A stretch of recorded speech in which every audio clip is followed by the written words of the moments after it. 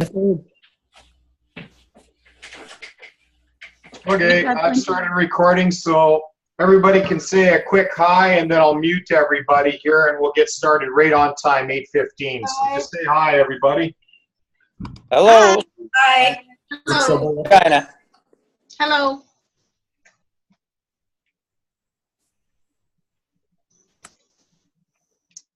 Hi.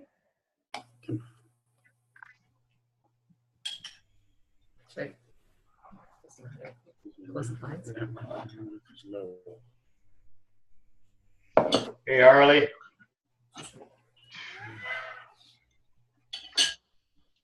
Lots of breakthrough and Max arriving at reps houses this week, guys. Super excited for all the follow-ups and testimonials are going to start rolling in.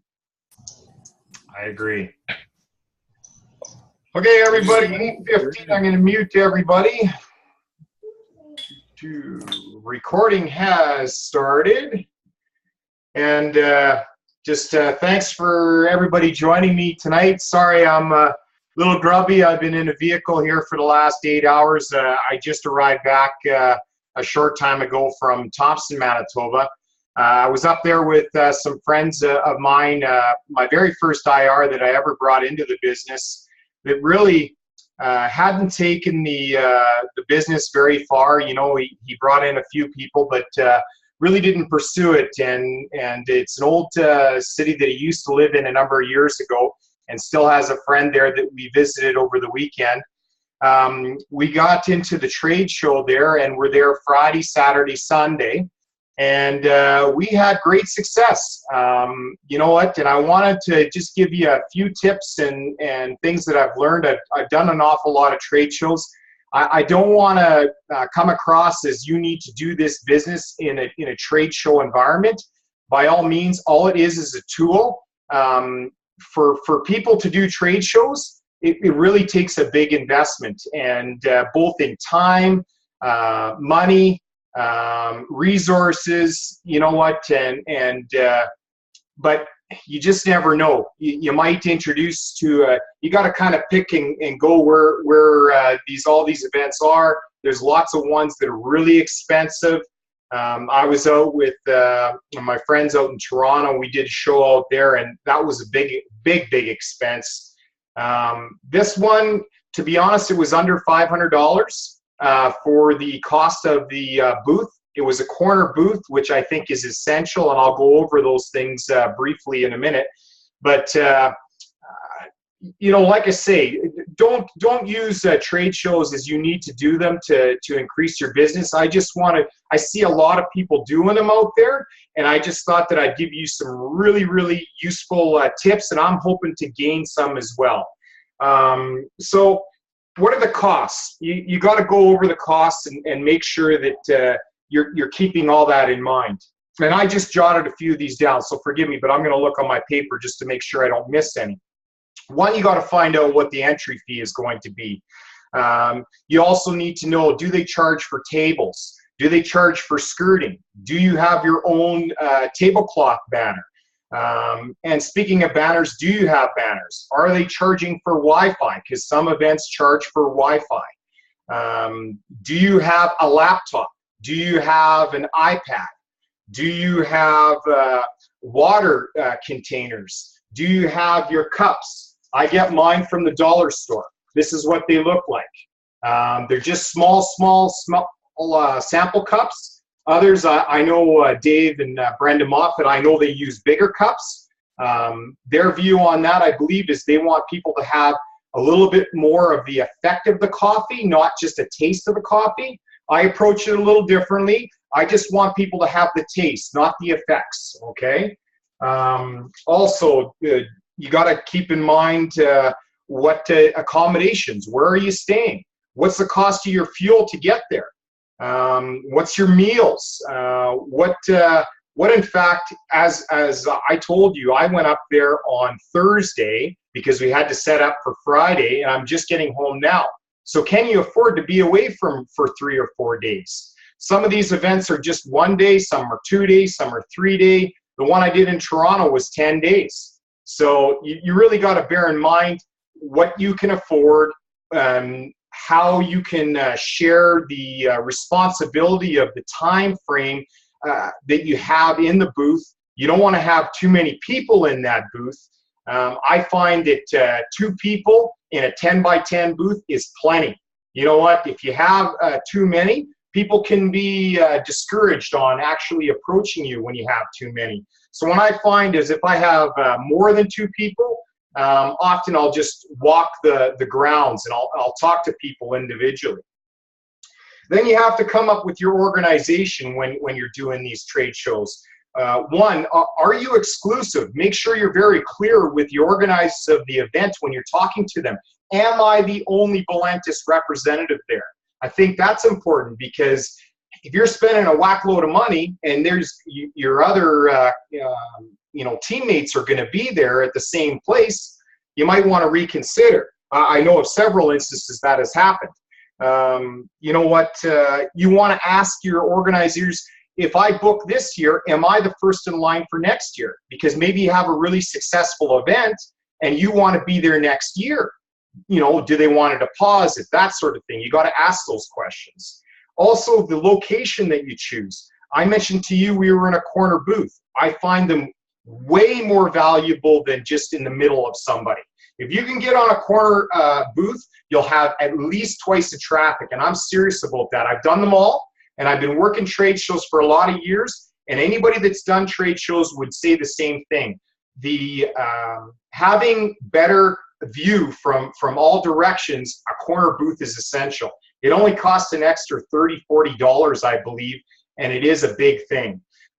Do you need hydro? In our case, we do, right? We're boiling our water, but can that be done just in your hotel room before you get to the event and bring it in one of those big coffee carafes? Or, you know what, maybe you can just get hot water from the kitchen. But all these things you need to keep in mind before you even get to the event. Will you need to power up your laptop? Will you need to power up your phone? You know what kind of banners do you have?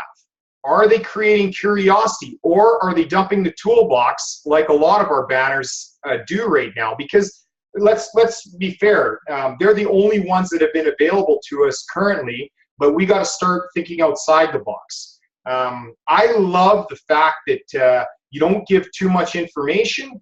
My biggest success this weekend, I think, because we did have the most successful trade show I've ever done. In fact, we brought Mike that really, he wasn't even seen on the leaderboard. He made top 6 yesterday, and super, super proud of him. We worked as a team, and I believe we had a lot of people stopping at our booth because I didn't have anything to do with the opportunity about making money. I only had a banner up that says, do you know anybody that drinks coffee? Big question mark. And then I had the 2 banners, one with the 4 products, the coffee, the trim, the immune, and the energy, and the other one was just the coffee. I want to fine-tune those as well. Of course, now with our new products, with the Prevail Max, with the Breakthrough, which we finally got this morning as soon as I pulled in, anxious to get going on that. You know what, didn't have the Italian roast coffee before I left, so unfortunately I wasn't able to sample that. But everybody really, really likes the flavor of the mocha coffee. Even coffee drinkers that normally add sugar and cream, they could drink the Prevail Plus, you know, the Brazilian roast without even adding anything. It's quite easy. And those ones that tell you, hey, I don't drink coffee, you're like, perfect, I got the mocha here for you. You know, just spin on whatever they're looking for. Also, I wanted to touch base on grabbing leads. We do a draw, and the draw, what I do is 1-week packs. I put them in these tote bags with Volantis on here, and I have 1 week supply of the 12 and 24. Got my card information on that, and what I do is I'm going to switch this up because I found that when you do the pen and paper deal, a lot of people that are writing on these, and I'll just read it out to you. Just enter for door prize, enter your name, your phone number, your email address, and if I could show you a way how to lose 12 pounds or 12 inches or any combination thereof in just 24 days, would you like to hear about it? And it has a box for a yes and a box for a no. If they check a yes, then you know what? You can email them some information and they leave the phone numbers, you contact them, right? I'm actually going to go digital. I looked into it, and there's lots of lead capture, apps that are on my phone. I have an Android phone, and I was kind of looking at it on our drive today. And I'm just going to, you know what, if anybody's using that, I'd sure like to hear your feedback from it, because I haven't used one yet. I do know that they get recorded in each individual cloud scenario. So all that information can be downloaded and is stored obviously somewhere. So I think they're more geared for big corporations. I'm just looking for a free app that captures names, email addresses, and phone numbers, and people can put in a clear message so I'm not guessing on what it is. Yeah, so also having disinfectant wipes, I think, is really key when you're running a trade show. When you have your sample cups out front and you've got kids walking by, you know how kids like to put their hands on everything. You know what, if they have colds, they're wiping their hands over, they got snot coming out of their mouth. Forgive me for being real graphic here, but listen, it was driving us crazy to see that kind of things. And you want to have disinfectant wipes. Make sure that you're wiping down all your products on a regular basis. How I've been doing it too is definitely have the literature there, but I don't give these out. You know, I just have, you know, a number there in case there's 3 or 4 different couples they want to see, and share that literature and say, listen, if you want a copy of it, what you can do is just go to this following email address and give them your business card. Also, make sure you get a hand on your Prosper magazines. Huge validation, and just tell people, hey, these are actually going to be available, and you're able to go down to your local store and buy them. And, you know, check up on us and point out, you know, people that you know. Point out Don Carson, point out Ted Wilson, and of course our CEO, and just explain to them why are they dressed the way they are. It's just because of the culture we have. We're a fun group of people.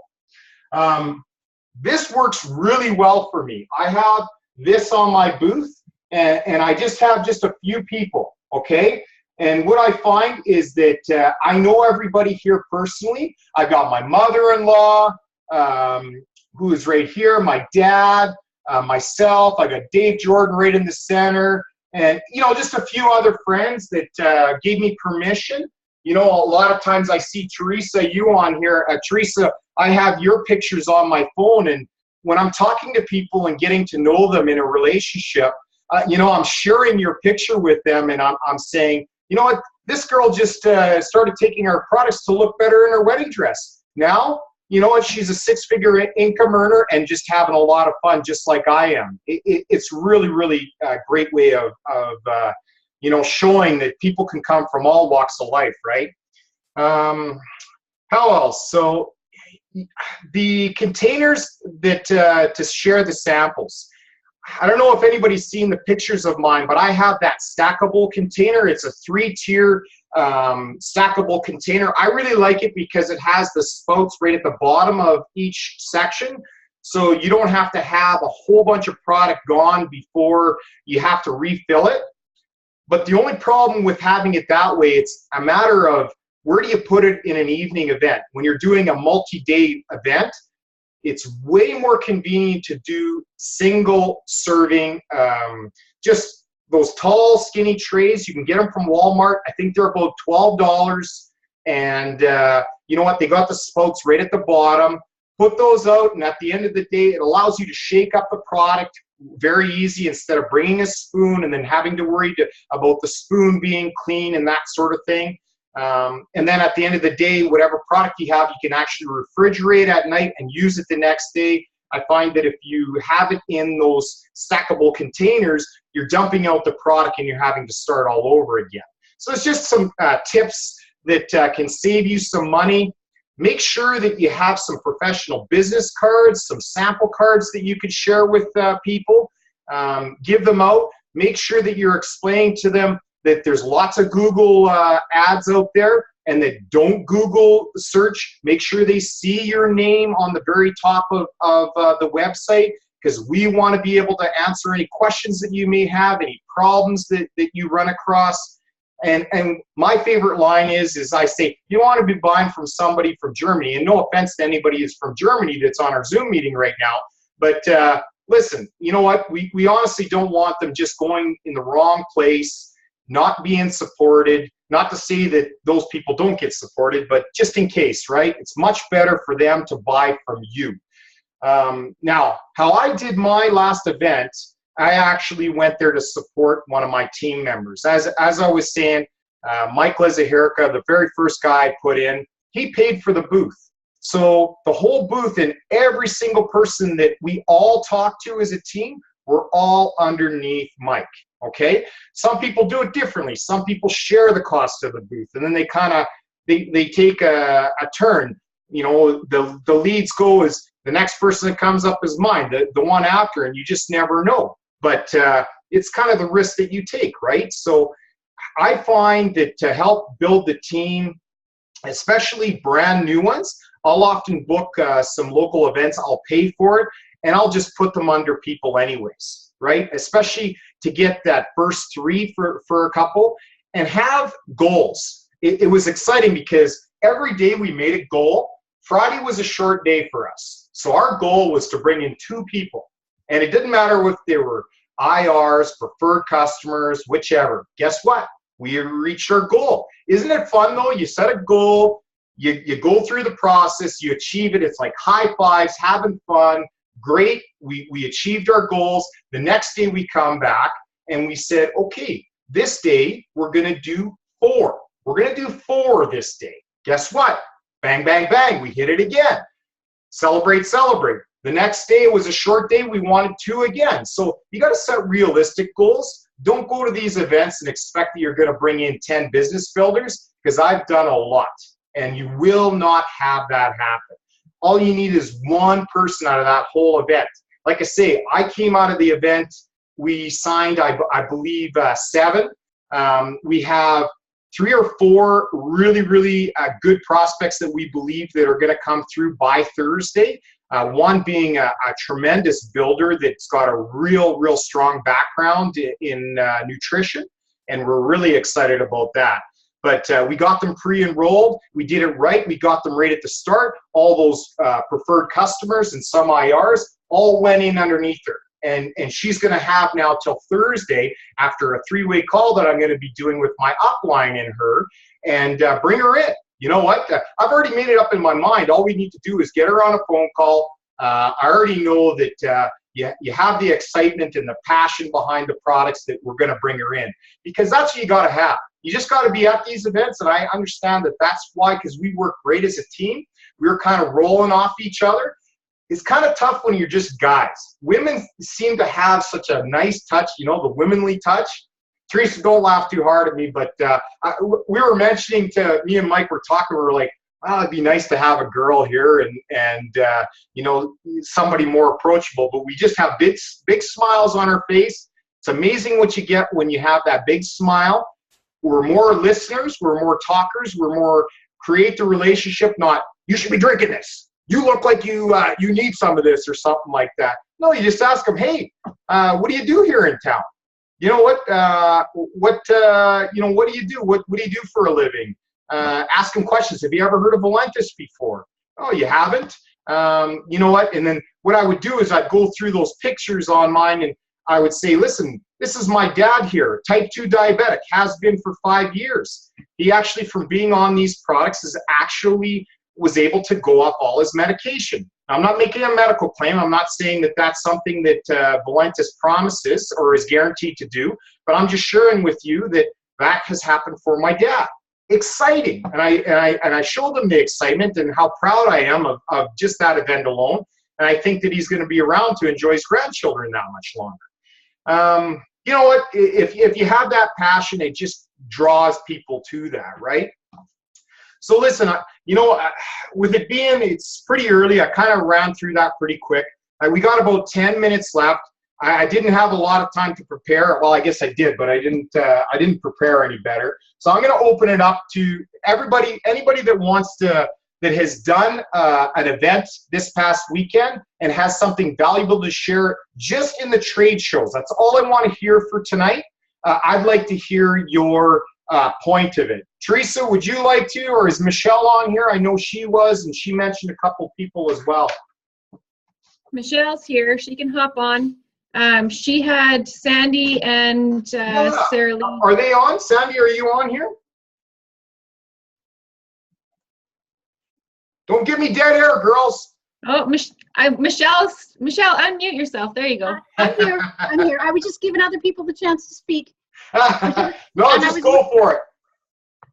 Honestly, Brett, like everything you said is really, really good advice. And I think that like the huge thing is knowing that it's a learning process too, right? And being open to adjusting what you're doing either as you go or stepping back from what you did and finding those tidbits that work and that didn't work.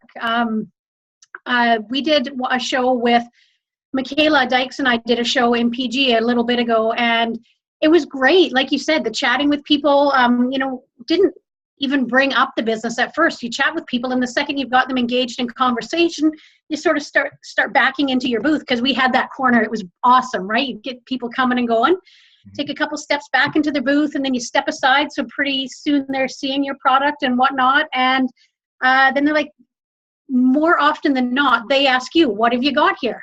Oh, well, thanks for asking. Conversation starters, somebody walks by with a Cubbies hat on. Hey, congratulations on your World Series win. And for me, the whole thing is if I can get somebody to stop in their tracks and say hi, sometimes the cheesiest things are even, work really well. Hey, I'm collecting smiles today. Would you like to contribute to my collection? Somebody's going to laugh and say, oh, that's so bad. I know, right? And now you're in a conversation, and it's about conversations. So Sandy and Sarah Lee, they did just have a really, really awesome show this past weekend.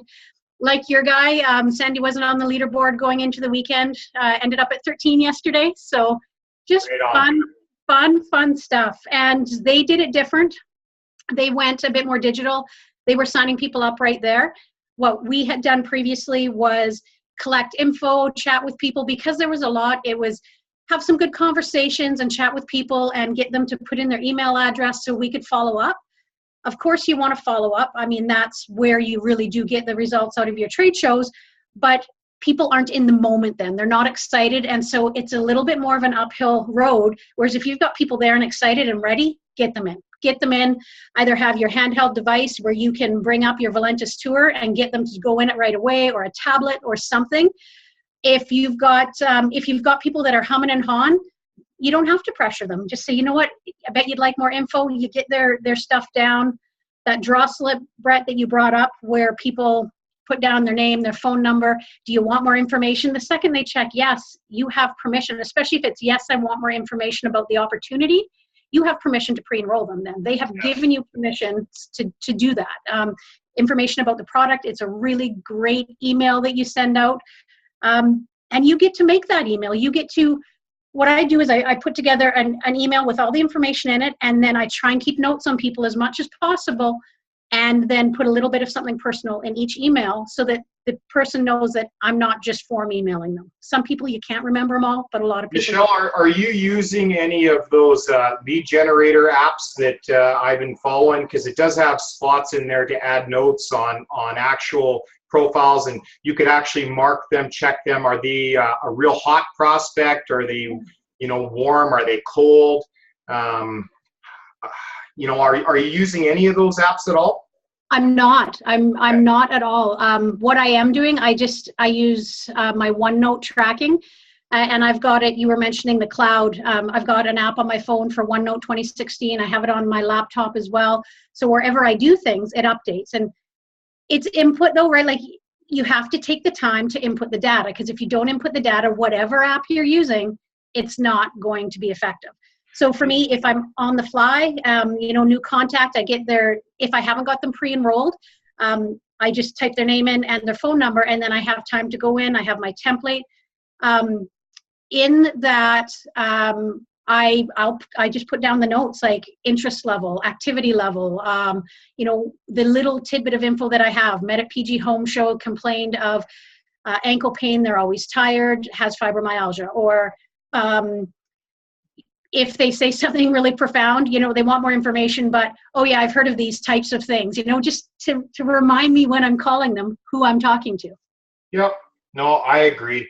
Another thing that I thought about is now that we're just getting going, we're having these events. A lot of times we're doing these events for the first time ever, and we might go back a second time. Make sure you request the exact same position, unless it was a real bad position. I'm not saying get back into that bad position, but especially if you have a good position, it's really important to request the same spot, because a lot of people, they go multiple years, year after year after year, and they know exactly where you are. And you know what? You might be off in another spot the next year. They might not even get to you, right? So it's really important to be consistent. Always have the same message.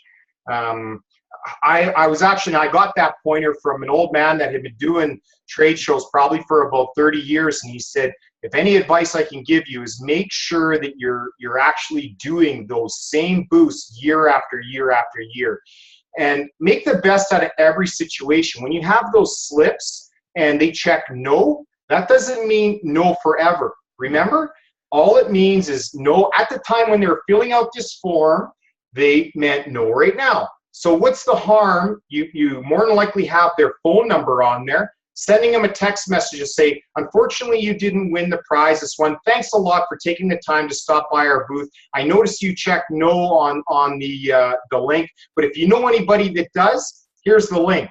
Don't pre-enroll them, but here's a link, right? You send it off, who knows? You might get a chance, right? The percentage is going to be less, but it's also a lead, okay? And having that connection, they'll have your number then by you sending them a message.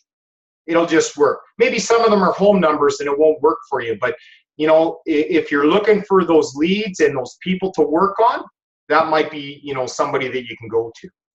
Hey, Brett. Yeah. We're doing a home show this weekend for 3 days, Friday, Saturday, Sunday. In the past, I've always got their permission, like get their email address. Not all, they don't always give it to you, but to send them the Ditto Touch, and I found that good. Because then when you get a message back saying they're watching it, that gives you time to get back to them. But I've never pre-enrolled them like Michelle has. And I was always sometimes if you pre-enroll them, they get, sometimes they haven't even got a chance, they haven't seen the video or the little movie. So I don't know, would that be a negative thing? Like, have they ever come back to you and say, why are you sending me this, Michelle? Yeah, it can be a negative, and I'll let Michelle answer in a minute, but I know I've done that, Harley, and as long as you're making a phone call to them, not just pre-enrolling them and forgetting about them, as long as you're connecting with those people and tell them what you've done, I think it's okay. But if you don't plan on calling them, don't do it. Yeah. What would you say, Michelle? Yeah, exactly. And that's exactly what I told my crew that was doing a couple shows here in the last few weeks is, yeah, if they've checked yes that they want info on the opportunity, you can pre-enroll them, but that needs to be coming with a phone call either at the same time or definitely within that same day. What I did though is I prefaced it at the show when they filled it out, because I stood there and I said, you sound like you want more info, so you'll probably want to check yes so I know to send you more info. And I told everybody, even though I only pre-enrolled the people who were interested in the opportunity, I told everybody, even the customers, if you get an email from Valentis, that's me putting you into my contact manager. You will get emails from them, but I'm also going to follow up with you with a personal email. And I didn't have a single actually, that's not true. I had one person saying, oh, I don't want emails from a company. I said, okay, no problem. I said, so I put a note on her sheet, do not pre-enroll. And so I could send her personal emails, just not that. That's a good tip. I really like that. Listen, I'm going to go to a couple of questions. A couple people had their hands up. Brett, what about your brochure thing? But Leah, do you have a question, Leah? I had a comment. We did a trade show in Vancouver, and you know how you're talking about stepping out and trying to get conversations going with people in different sentences that work? Mm-hmm. We had the 5 pounds of plastic visceral fat on our table, and everyone stopped and asked us what that was. And if you don't have the visceral fat, you could use a bag of potatoes, you could use a bag of carrots, a 5 pound bag of carrots, and as people are walking by, you can say, here, hold this for me for a second. what's this? Well, it's only 5 pounds. And it gets people talking because nobody's walking up to them and handing them something. So we used the visceral fat. We had a bag of potatoes. And as people walked by, we said, here, hold this. And it became an open. So just kind of a tip that worked super well for us. People laughed, they joked. We had people pausing and taking photos, holding the fat in front of their stomachs. So just an open. Something else that we got caught with at our trade show was insurance. For some reason, the Vancouver Health Show asked us that we had to hold special insurance that we weren't aware of. And so maybe check and make sure. I think it was an extra $160 that we weren't expecting. So I know it's different for different buildings. Yeah, and we also that's a good point. Yeah, and we also chose to not sample because they wanted something to do with food safe and extra coverage on your booth if you had food that was there and they considered beverage food. So another heads up, we jumped in last minute to cover for someone else, so we didn't know that was going to happen, so we just didn't do samples. And something else, with those people that are checking no, when you contact them and you say, I noticed that you checked no, when they say that, you can say, I understand that you felt this wasn't for you, but is there anyone in your life who has type 2 diabetes, struggles with weight, needs more energy? Ask for a referral. Maybe they've got some.